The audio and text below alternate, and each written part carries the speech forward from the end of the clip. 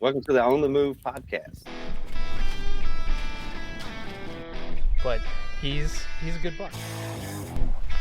Speechless. I'm tickled. I am tickled. I can't believe it.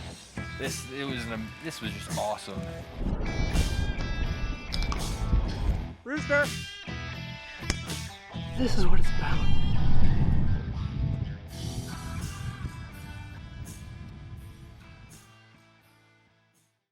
Hey everybody, welcome back to On the Move, presented by Move Outdoors.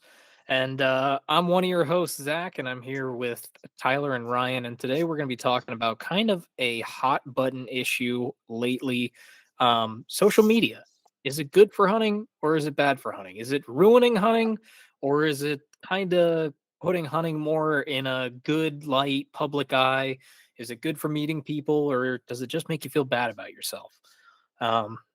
And I think this is a good topic to explore as we're in the postseason and going into future seasons and kind of trying to keep in mind the positives and negatives about social media and whether or not it's really the best thing for you to look at during hunting season. But before we go ahead and do that, I'm going to ask the same question I ask every week to our two other co-hosts, and that is, what have you guys been doing in the outdoors since we last recorded? Tyler, we'll start with you. I think the most outdoor activity I've had lately is walking to and from my truck in the morning going to work.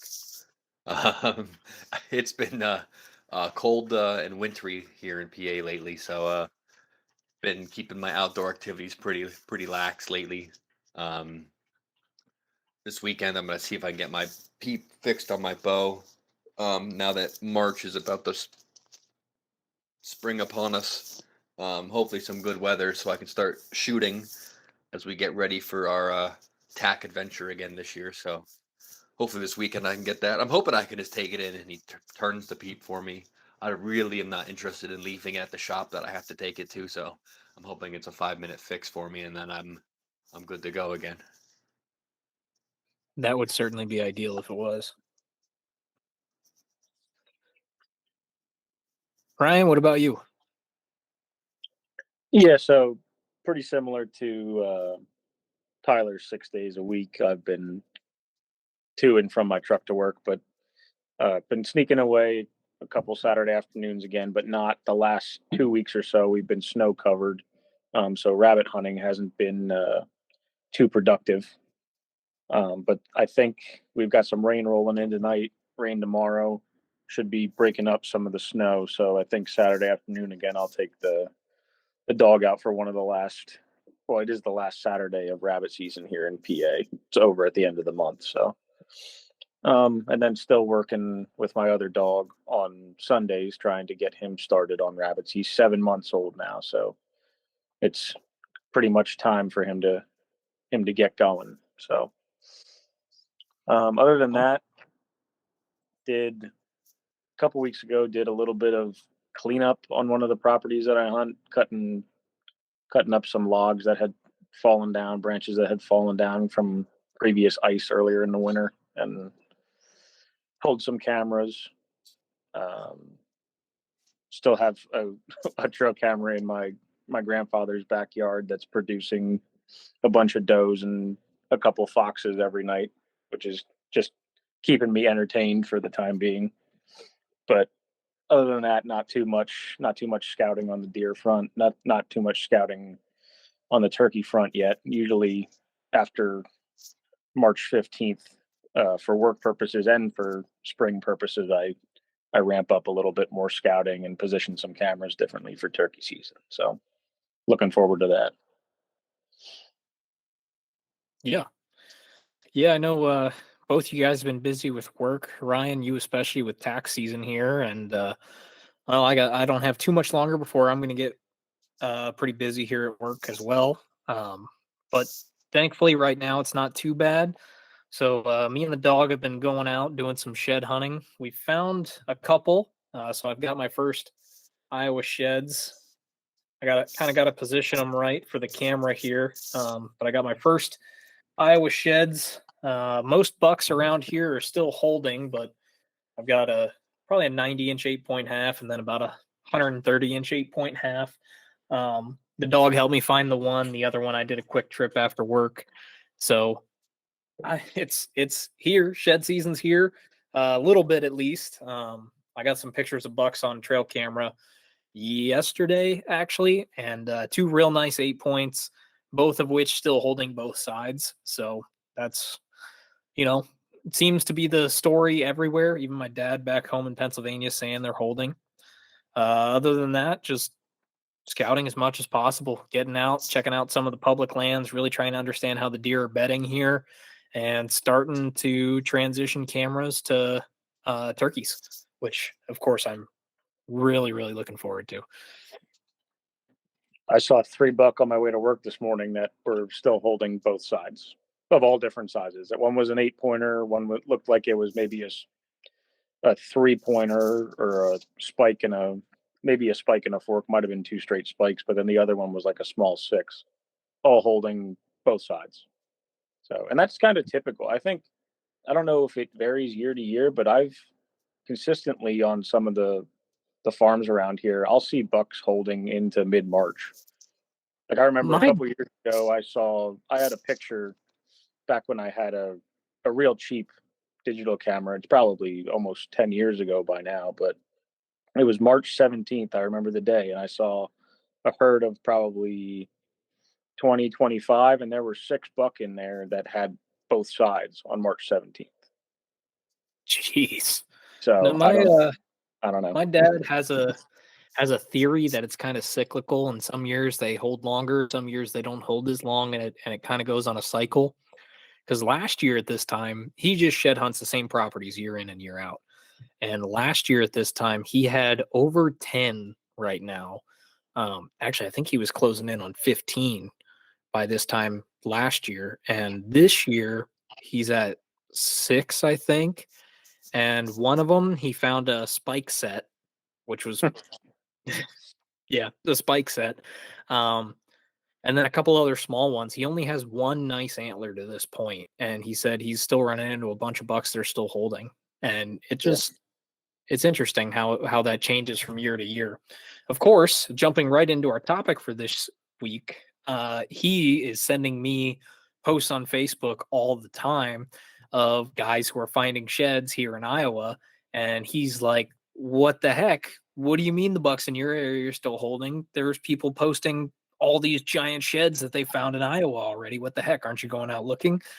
Um, to which I have to tell him, like, I'm looking. It's just most of the bucks in my area are still holding. I don't. Of course, he doesn't know where in Iowa these sheds he's showing me pictures of are from, but he just knows it says Iowa or it's in an Iowa hunting group or whatever. Um, so that jumping right into the topic here, uh, social media can already be misleading when we're just talking about sheds. Yeah, and I think that it, I guess jumping right in off the bat, it could be unrealistic expectations, which I think is the biggest downside to um, social media hunting. I mean, you see once turkey season rolls around and people posting even trail camera photos, it's like, well, there's 37, there's a flock of 37 turkeys somewhere in Pennsylvania on this guy's land. Why aren't they on my land? What am I doing wrong? What did like? There's just kind of a negative connotation, and then all throughout the season, you start seeing all the grip and grin photos of all these people, but you don't know the story. I mean, some people might have hiked 4 miles to get that turkey. Some people might have shot it out their backyard because it was hanging out with their guinea chickens. So, Yeah, I mean, the expectations and the truth can kind of get hidden in social media. yeah. I The perfect example of that is a couple years ago when you and I scouted insanely hard for turkey season. I mean, we were out mornings before work, Saturdays, Sundays, Sunday nights, Saturday nights, nights after work. We were doing our dangdest to find as many turkeys as possible. Um, and then I think it was day 2 or 3 of the season, I managed to shoot one.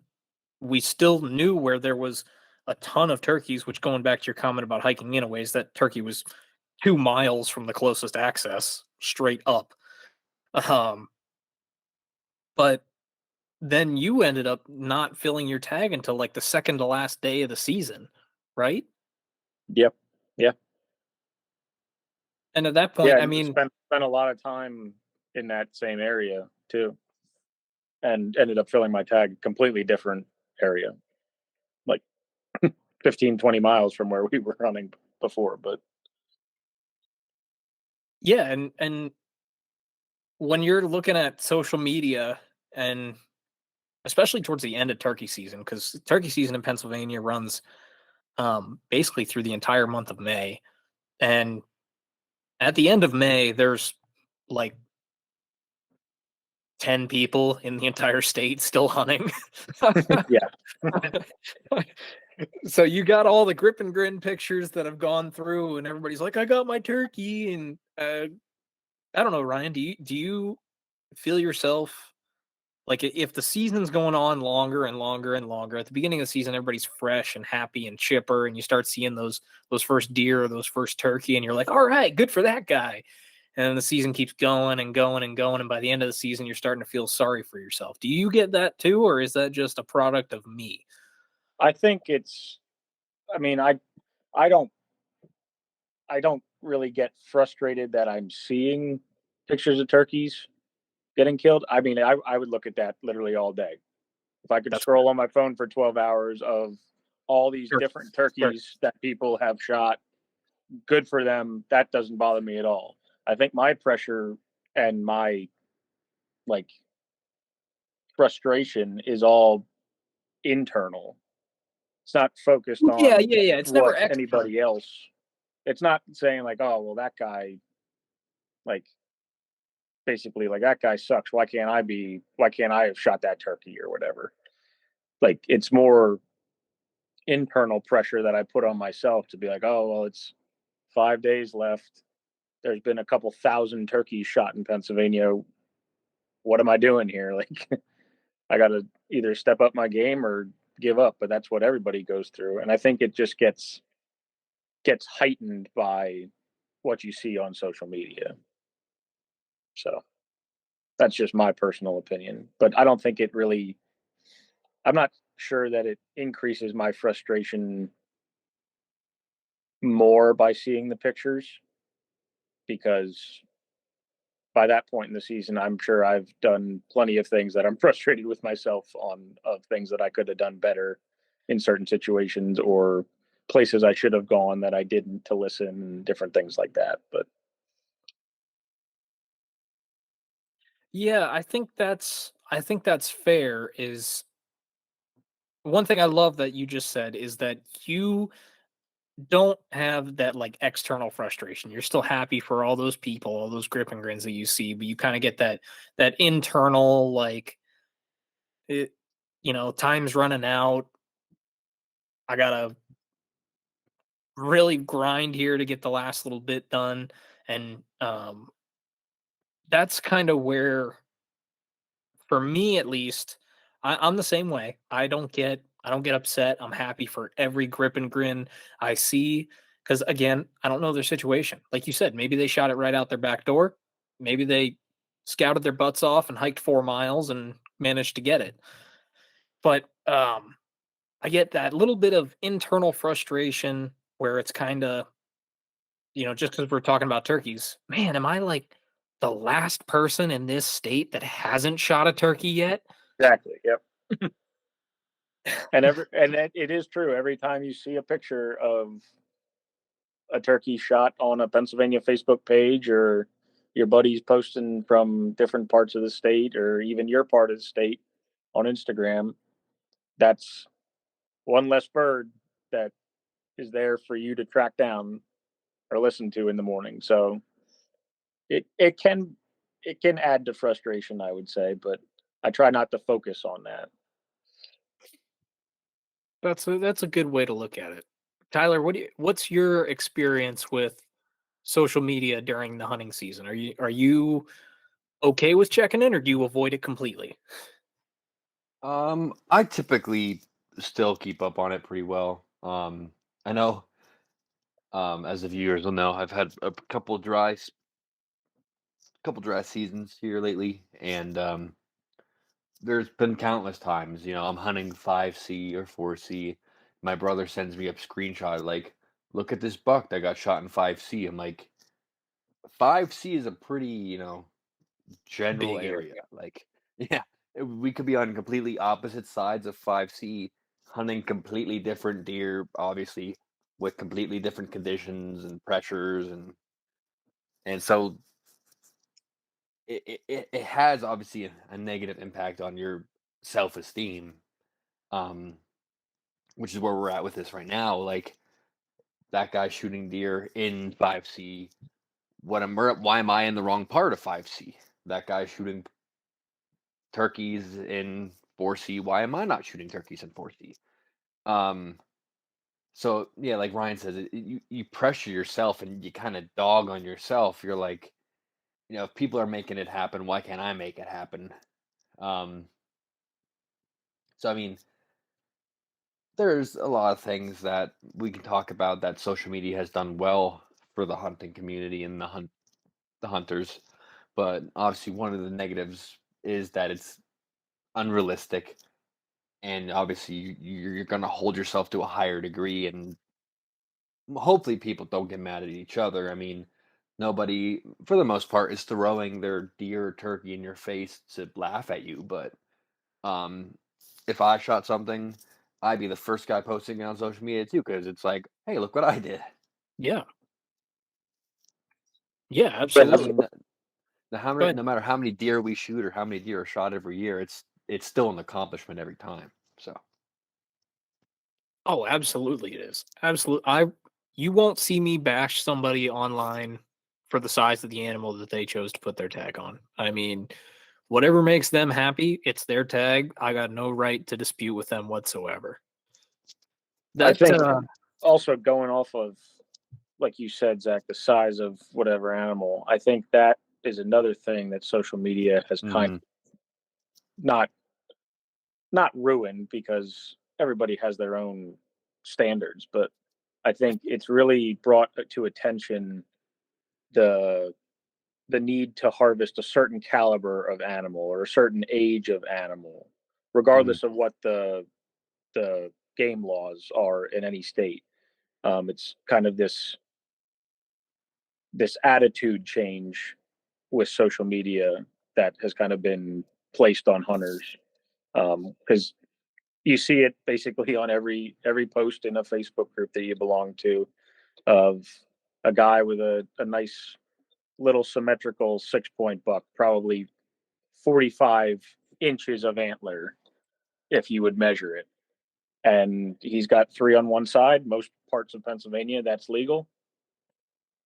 No problem with it. But you're going to see comments on social media saying, why would you shoot something like that?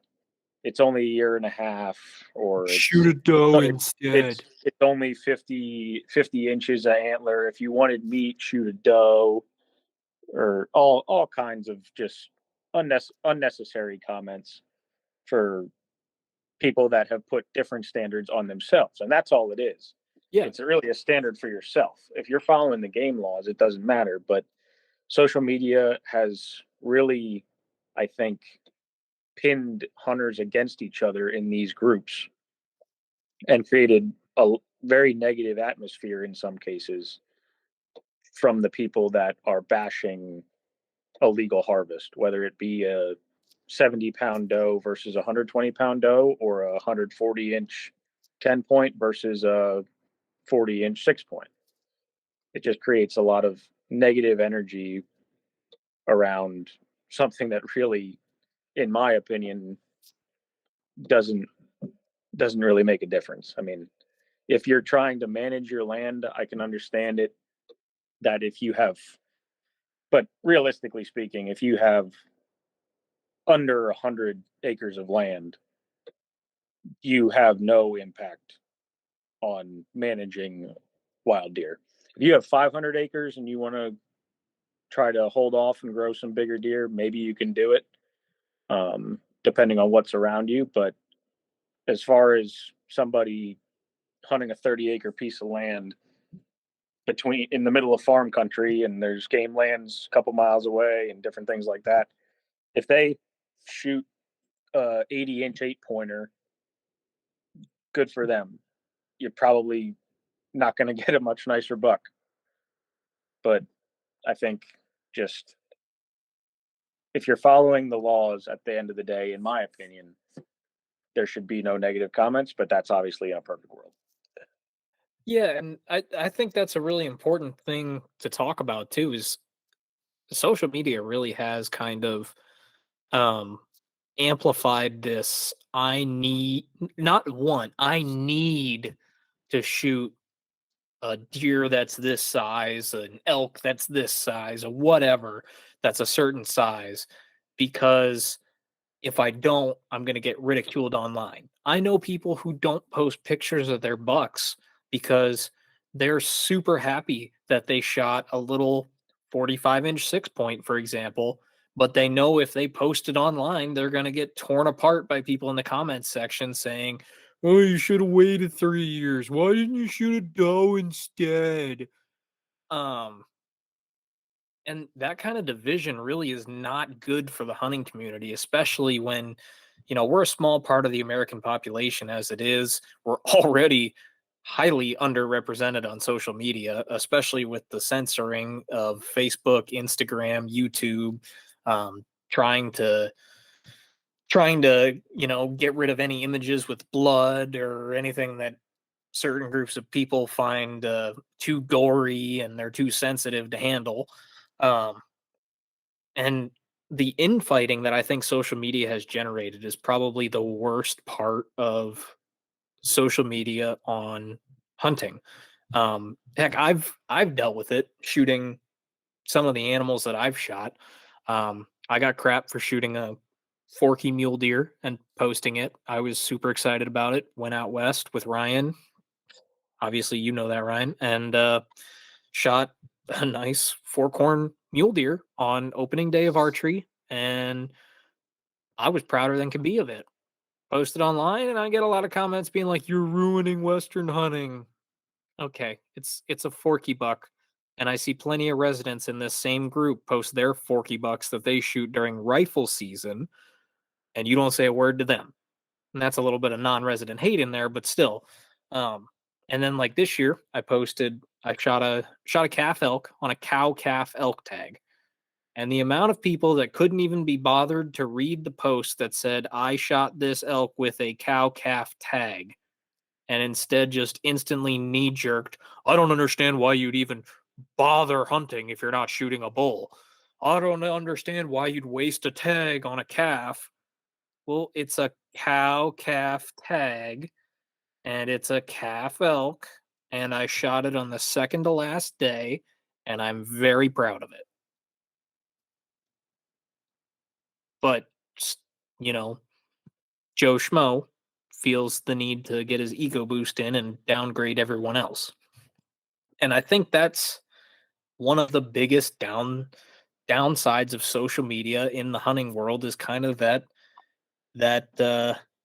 how do I want to phrase this? The devaluing of the animal, I'll say. Mhm.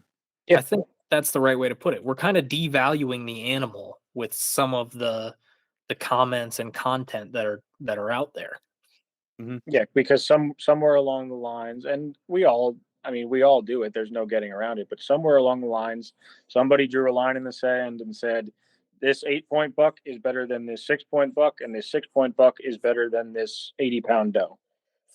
Yeah. And realistically, for I don't know the number on the majority of people that eat their venison themselves, but I would say a good 75% of hunters probably eat what they harvest. I hope So that number's at the end of the day, I hope it would be higher than that, but I know some people personally that they shoot their deer and they give it to their daughter or they give it to their in-laws or whatever. But anyway, it's not going to waste. But anyway, somewhere along the lines there was a line drawn and social media has made it a lot worse. Yeah, I agree.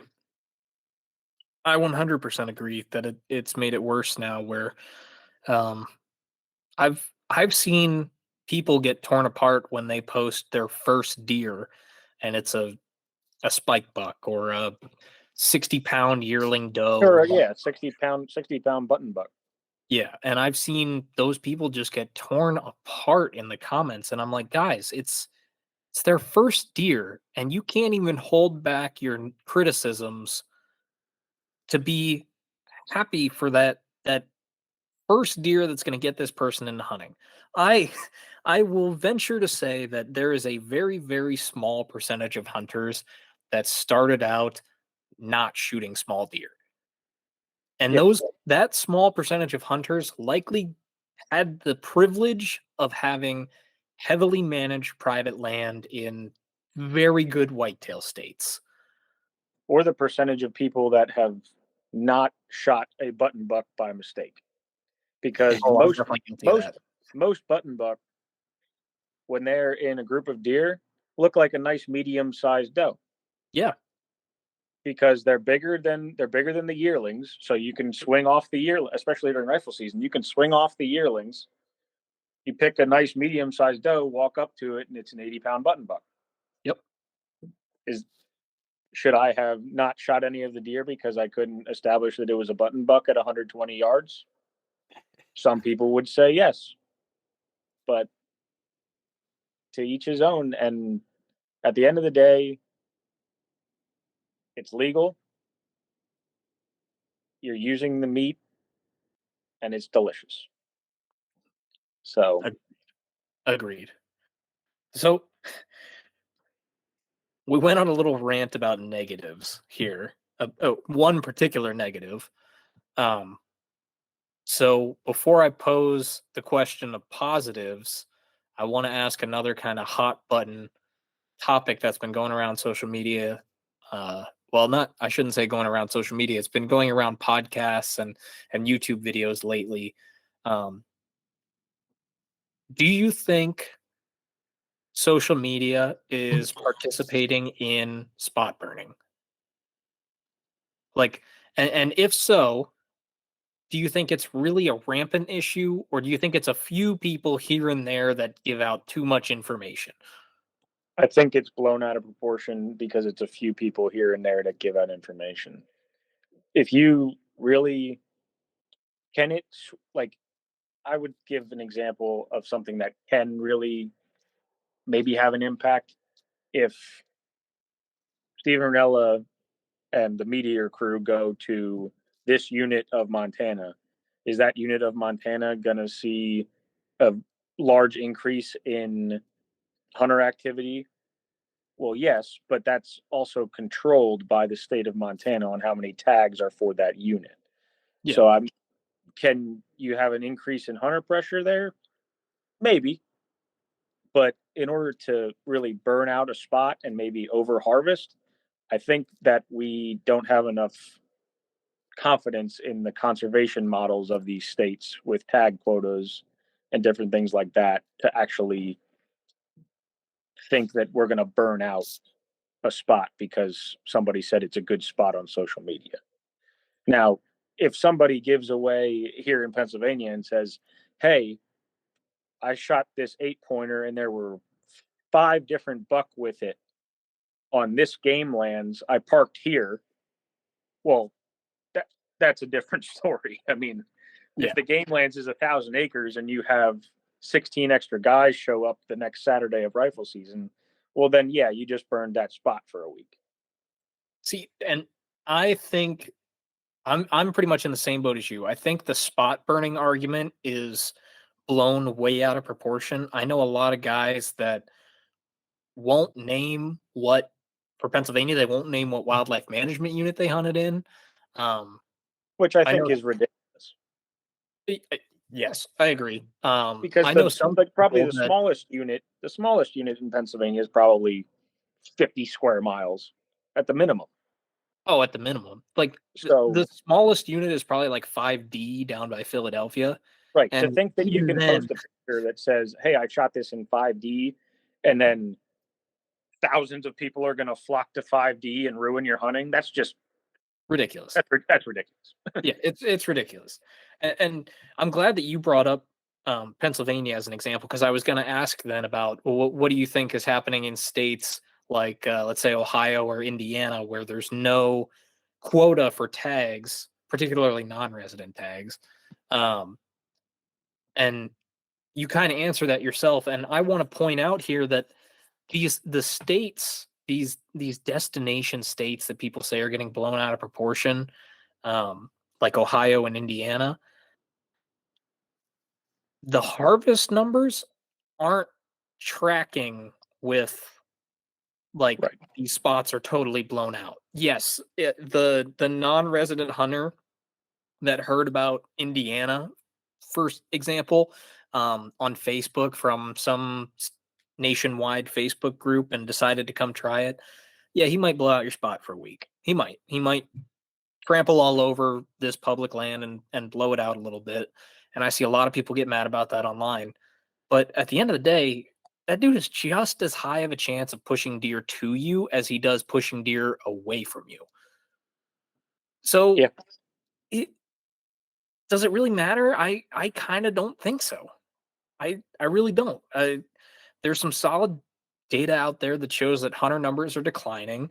I know the U.S. Fish and Wildlife Service released a survey that says hunter numbers are higher than they've been for a while. I can't remember the exact year that they listed, but I have some gripes about the Fish and Wildlife Service survey, particularly because if you look at a couple states, in particular Pennsylvania and Wisconsin, both of those have some of the highest hunter numbers and hunter densities in the nation. Both of those states have lost over 100,000 hunters each in the last decade. Yeah. So I don't. But That there was also a large spike in a lot of the country during COVID. went during COVID. There Yeah. was a huge increase in license sales because people saw the grocery store had 3 packs of ground meat and 2 chuck roasts when they Yeah. went on a Saturday to get their groceries and said, "Well, now what am I going to do?" Yep. And I think people just wanted that little bit more. I think that kind of opened their eyes to, oh, hey, there's food avenues outside of, you know, Right. Weiss or Giant or insert your local grocery store chain here. Well, having discussed the negatives, I think there are a few positives that we could still touch on for social media. I'll start with my first one. So we talked about how it can be very you know dividing. There's infighting, there's judgment coming from all directions, but social media presence does create representation. So like Zach had said earlier, we're a small portion of the population that still hunts. Um, it doesn't sound like it. It doesn't feel like it, like when you're in the woods. But compared to how many people are in your state or in the United States in general, we represent a small part. Um, but it's important to have people like Cam Haines. Most people outside of the hunting community might not know Cam Haines, but they're going to know him more than you or me. We're obviously on social media. We're on YouTube, but Cam Haines, everybody knows Cam Haines. Joe Rogan, they don't necessarily maybe love Joe Rogan, but they know who he is. And if they ever listen to him, he talks about hunting. Um, so social media creates that representation that is important. Um, it obviously we could be a little bit more cohesive about how we interact on there, but we're giving the public the ability to experience hunting through experiences they might never have. Specifically YouTube. YouTube, obviously, it's borderline social media. Obviously, it's entertainment. Um, but some people, if you're filming a hunt, some people may never go hunting, but they can go on YouTube and look up a hunt, and it's like they were there. Um, and I think that's important for, obviously being recognized and getting support for things that we enjoy or things that we want to see happen. So I think while we talked about the negatives, there are some positives we could touch on.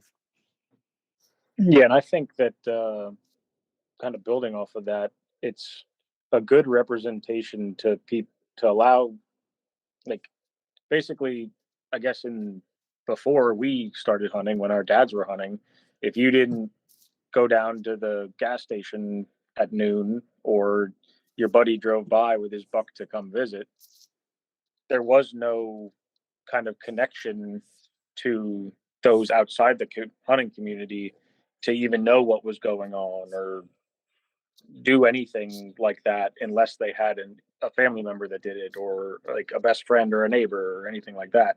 Now we can kind of use social media in a positive light as a platform to say, hey, this is the lifestyle that we are living, um, and here's what we're doing with it. And I think that brings up another point, that you have to be a good representative on social media, um, and you have to not censor yourself, but you have to be smart about how you post things, how you pose your grip and grin photos, um, different ways that you post things. And some people I know can be offended by just about anything depending on their outlook on hunting. But I think you have a lot more positive aspect. And I know, like, on my personal Instagram, which has like 150 followers, again, not not a big deal, but the amount of people that have a more positive outlook, and the people that I know that don't hunt but ask me how I'm doing when they see a picture that I've posted of a buck that I got, or a picture that I posted of some trout on my grill, or a venison steak that I cooked, or recently, like, a rabbit pasta that my wife cooked. And it's just a kind of a different way for people to see more of the lifestyle rather than just a bunch of guys walking around in the woods with a gun trying to kill everything that moves, because it's not that. And I think more people that go on social media and see the positive side of what we're doing kind of can sway some people away from that anti-hunting extreme, and kind of meet somewhere in the middle where they can understand why we're doing what we're doing and what the reality really is. We're not out there for blood. I mean, do we want to harvest something? Absolutely. But there's a lot more behind it than that 5 seconds of adrenaline. There's meals for a whole year, stories, all kinds of different things, and that can go in. We could go on a whole other tangent into trophy hunting, but we won't for now. Um, but I think it's a good social media in a positive way is a good way for us to kind of get our message out to the rest of the world. And I think that's what a lot of the podcasts, like, for example, I mean, big example, Joe Rogan, obviously, like Tyler said. So Yeah, I think that's a really important aspect of it that I think gets overlooked is that, I know there's a couple people out there that are calling for hunters to vacate social media, but I think that that would be very detrimental. Um, Even more so, weighing the negatives that we discussed earlier, I think just vacating social media would be much more detrimental to hunting as a whole than dealing with the infighting, because then we have no representation to the non-hunting community. And Ryan, what you brought up is really important too, because part of social media is you can't completely control who's going to see your posts.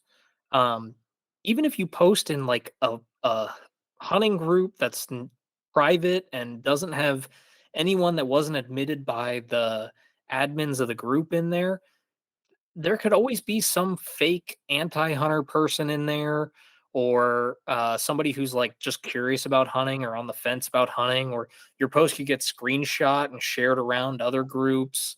So it's really important that you do kind of maintain yourself in a better light for hunting than to just post willy-nilly and say, whatever, who cares? What are the crybaby antis going to do about it? Well, I got some news for you. They're doing a lot about it. Look at Colorado right now. Colorado's kind of becoming we don't you don't really know if Colorado's going to have hunting at all in 15, 20 years the way it's going right now. They're just slowly chipping everything away, and that's driven by the antis. And you know what makes more anti-hunters? Them seeing a, you know, bloody deer on the back of a tailgate with its tongue hanging out, and a dude showing absolutely no respect to the animal whatsoever. That that makes more antis, and what kind of helps our cause is, and I think hunters should do a better job of on social media. And this is us included. We got to be better too. Hold ourselves to these standards. Is post more of that um, post shot work, and the meals that come from it, and the good that we do outside of just the good, I should say, the good that we do for animals, and not so much just the grip and grins, because everybody shares the grip and grins. I feel like not that many people are really sharing all the other stuff that is behind the scenes. Like, for example, the three of us here, um, we ran a chapter for the National Wild Turkey Federation. Uh, Tyler helped run one in college, and Ryan and I ran one after college then. And in the, well, I guess it's been 8 years for me and you, Ryan. Tyler, it was probably 4 years, maybe five. Um, we probably raised $400,000 in that time frame between all the banquets that we helped set up and run, the auctions. We probably raised $400,000 for wild turkey conservation. Yeah, gross number, but yeah. Yeah, yeah, yeah, of course. As far as the amount of money we brought in, yeah, absolutely. And that's just a small that's a small chapter. I mean, there's thousands of chapters throughout the United States of all different kinds of organizations, and kind of, I guess, other organizations like Trout Unlimited, for example. I mean, you have Pheasants Forever, National Wild Turkey Federation, uh, Quality Deer Management, all different kind, or RMEF, all Yep. different kinds of hunting organizations, and truly conservation organizations that are run by outdoorsmen. I know it's brought up every year, and it's always said, but like, hunters really do fund the recreation for the entire United States. So Yes. if you enjoy mountain biking on the national forest land, that's great.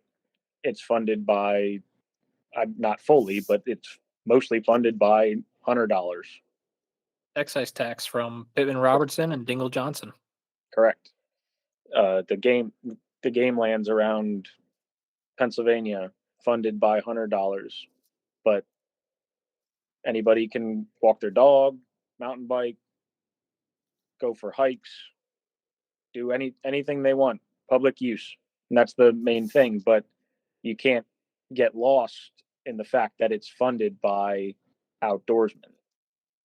Yeah. So I think part kind of spreading, not saying in your face, "Well, I pay for this." That's not the way to go about it. But Spread spreading awareness. spreading awareness of the different things and the positive things that we do for the land and with our money. So Yeah. And like I said, that's something, honestly, that's something we should be better at here at Move Outdoors, is just we should post more cooking content, more after or before the kill, more scouting content, more stuff that we do for habitat improvement projects. Um, that's something we should get better at, and maybe that should be a goal of ours for this year, is to start exploring more of the, um, or I should say, start posting more of the non grip and grin type stuff. A lot of our hunting season content is just that, hunting season. But there's a lot that goes into it outside of hunting season, between cooking delicious meals for your family, the real reason that we love the hunt, and the habitat and conservation work we do outside of it. And I'd challenge anyone listening to this podcast to do the same. You know, Start making posts about what you do, even improving your own 40-acre piece of ground. That's awesome, because if you're doing work to, let's say, create better whitetail habitat, well, better whitetail habitat means better songbird habitat, which means better game bird habitat, better small animal habitat. I mean, better habitat is just better habitat, and that's the end of it. It benefits all species. Absolutely.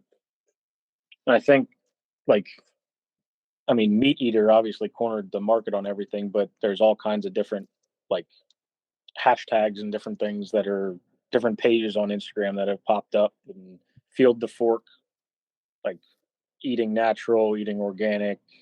It's kind of become more popular, I think, with social media too, of the different clean, more clean ways to eat. And there's no, I mean, I'm sure there can be some article out there that argues against it, but eating wild game is clean. Mhm. It's good. It's overall good for you. It's overall better for you than processed meat, or obviously depending on what it is. People can argue a chicken breast is better for you than a venison steak, but you're kind of splitting hairs there because it's not even the same meat. But anyway, um, basically, I think that kind of presenting the cooking aspect and the food aspect of everything is something that the majority of people can support, because Everybody's got to eat. even at my office, with nobody that I work with hunts. Not everybody's opposed to it, not everybody's for it either. But when I bring in jerky sticks, not one person has a problem with what I brought in. So it's kind of the common ground. And I've had most people Yep. say, well, I don't want to do it, but this is really good. But I think that is actually a huge moment, because it's a small connection to say, I understand what you do. You don't have to like it, you don't have to support it, and you don't have to do it, but don't be against it, because now you understand why I do it. So it's Yeah. just a little connection that most people can make, and we can make it more by, again, sharing that aspect of it, because at the end of the day, we do it for the adrenaline and the thrill, but the freezer sitting in my basement being full is the end Number one. result of all of that. So Yeah, that's always the number one goal. And the absolute number one goal is the meat in the freezer. And yeah, the experiences are great. There's nothing quite like the adrenaline rush, but yeah, the meat in the freezer is the ultimate goal. That delicious, free range, organic, whatever the new buzzword is for high quality meat. and kind of circling everything back now to the negative and bringing the positive together. Um, my every year I shoot a doe or two. Every year my uncle, my dad usually shoots a doe or two. They are not as involved in social media, but this year my uncle shot a button buck by mistake. Obviously, nobody wants to do it. If it's 20 yards away from you and you can see the buttons, you're not going to do it. Had he Mhm. posted that on social media, probably would have gotten flack for it. Again, negative. If he would have posted a picture of the steak that he had the other night, fried in a pan with some butter and onions and some broccoli on the plate, he probably would have gotten nothing but positive feedback Yeah, from that absolutely. same deer that people would have bashed him for. He is enjoying a great meal, and everybody would have loved it or Yeah. supported what he was doing.